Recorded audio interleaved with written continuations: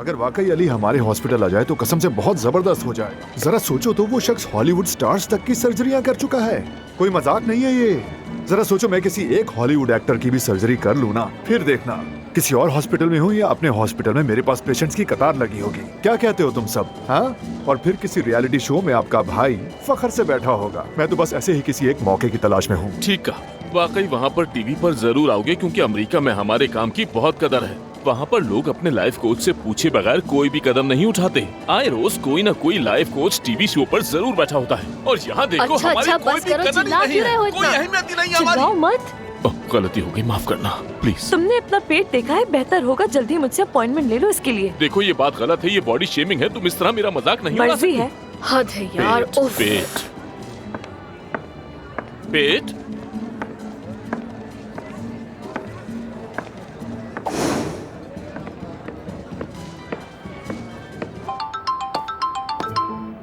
सुन रही हूँ मैं। ओरहन, सब ठीक है ना?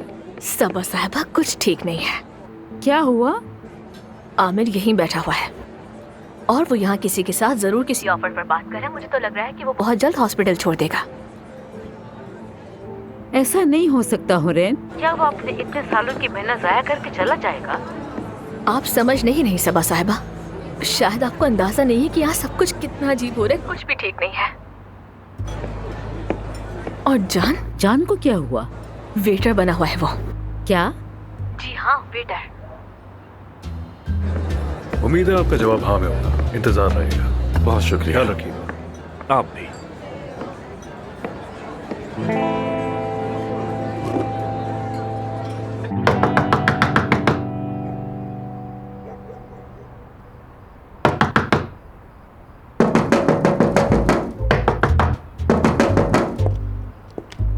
हाँ, क्या है? अब क्या चाहिए तुम्हें? मुझे घर के अंदर आने दो। आवाज नहीं आ रही।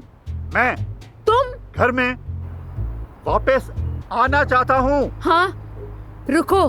हाँ, देखो, इस घर के तुम्हारे लिए रास्ते बंद हो चुके हैं। तुम इस घर में नहीं आ सकते। कुछ समझ नहीं आया मुझे। आओ आओ, दरवाजे पर आओ।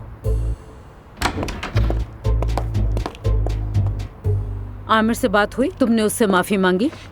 पहले मुझे अंदर तो आने दो। मैं अपने छोटे बेटे से बात करना चाहता हूँ। जान से? हाँ। 1 मिनट रुको तुम।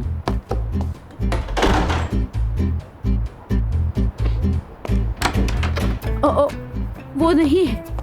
नहीं है? नहीं है, लेकिन अगर तुम उससे मिलना चाहते हो तो किसी होटल में जाओ या फिर किसी बार में देखो, या शायद किसी रेस्टोरेंट में वेटर बना हुआ हो। तुम साफ साफ क्यों नहीं कहती? बताओ बात क्या है? ओहो काया, तुम तो हर चीज से लाइल हो। मैं खुशखबरी देती हूँ। खुशखबरी? सुनोगे? हमारा बेटा वेटर बन गया है। वेटर? हाँ, और दूसरा तो बेरोजगार है, वो भी तुम्हारी वजह से। बस करो, ऐसा कुछ नहीं है। मैं उसे वापस ले आऊंगा। हाँ, मैंने सुना, देखी थी तुम्हारी न्यूज कॉन्फ्रेंस। ओह वाकई? हाँ देखी, बहुत अच्छे। मान गई। अपने सगे बेटे को निकालकर अमेरिका से एक काउबॉय को लाकर बिठा दिया, और कॉन्फ्रेंस में अपनी पार्टनर से कैसे चिपक कर बैठे हुए थे तुम। बस चुप कर जाओ, ऐसा कुछ भी नहीं है। वैसे भी हम बात कर रहे हैं कि आमिर को कैसे वापस लेके आएंगे। जानती हो, मैं और परवीन। काया, खुदा के लिए, खुदा के लिए उस औरत का नाम भी मत लेना मेरे सामने। देखो, गुस्से से मेरे रोंगटे खड़े हो गए उसका नाम सुनते ही। यार सबा, मेरा परवीन से काम के अलावा कोई ताल्लुक नहीं है। यकीन करो, मेरी उससे सिर्फ काम की बात होती है। फोन बज रहा है तुम्हारा। बजने दो, नहीं उठा रहा मैं। बात करो। हाँ, कर लूंगा। उठाओ तो। कौन है? Wrong number.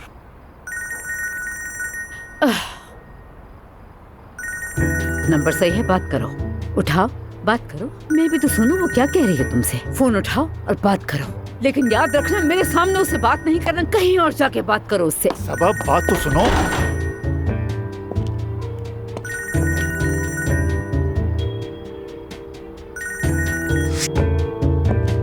हाँ बोलो परवीन।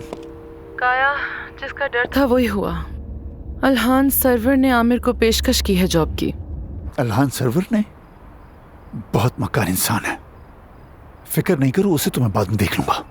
उसकी तो कब से आमिर पर नजर थी। खैर, मैं देख लूंगी, तुम फिक्र ना करना। ठीक है, ठीक है, फिर बाद में बात करते हैं। ठीक है।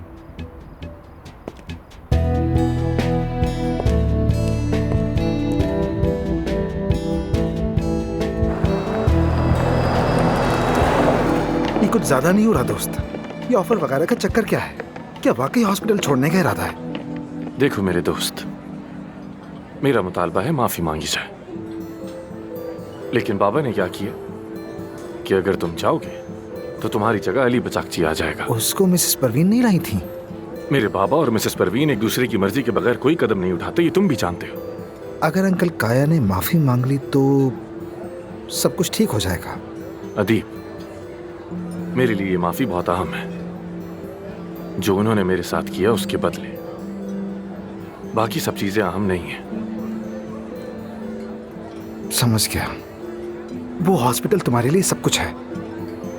उम्मीद करता हूँ सब अच्छा हो। तुम्हारे भाई ने कुछ कहा तो नहीं? नहीं, सब कुछ ठीक रहा। मैं बिला वजह डर रहा था।